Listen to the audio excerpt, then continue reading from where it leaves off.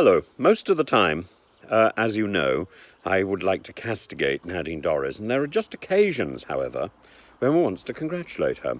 So today she's taken exception to Rees Mogg's campaign to go round civil servant offices and identify those people who are not at work, who are not working in the office, who are working apparently at home.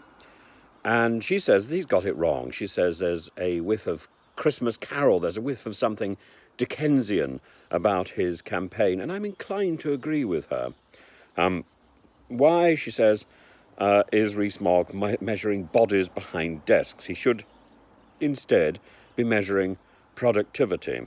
And she points out, rather worryingly, that her department has 5 bills in the coming Queen's speech, and that her civil servants are literally, quote, knocking it out of the park.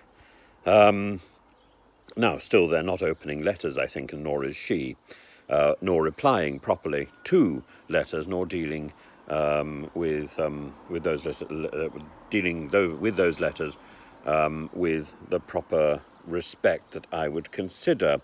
However, 5 bills sounds positive, and I look forward to hearing what they may be.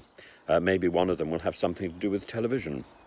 Now, Rees Mogg, to his credit, would then go on and counter and say that empty offices are a cost to the taxpayer. Well, if the civil service is doing the job perfectly well from at home, then close the offices.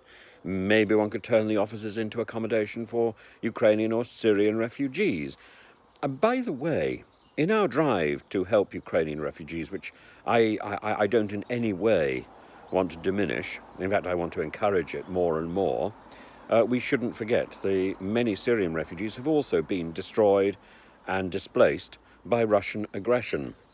But anyway, Rees Mogg draws the wrong conclusion from his observation about empty offices. He says that he wants a smaller, high-performing and correctly incentivized civil service.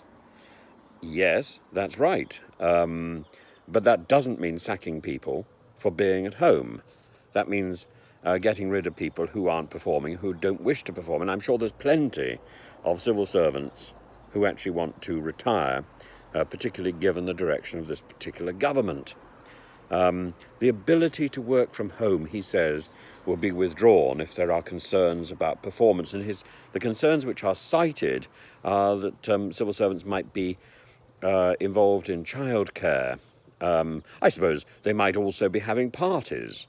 But, really, we judge the quality of the civil service on the performance that it displays, not on whether somebody is behind their desk from 9 o'clock to 5 o'clock or whatever the business hours might be. There are no business hours in the 21st century. Business goes on 24 hours a day.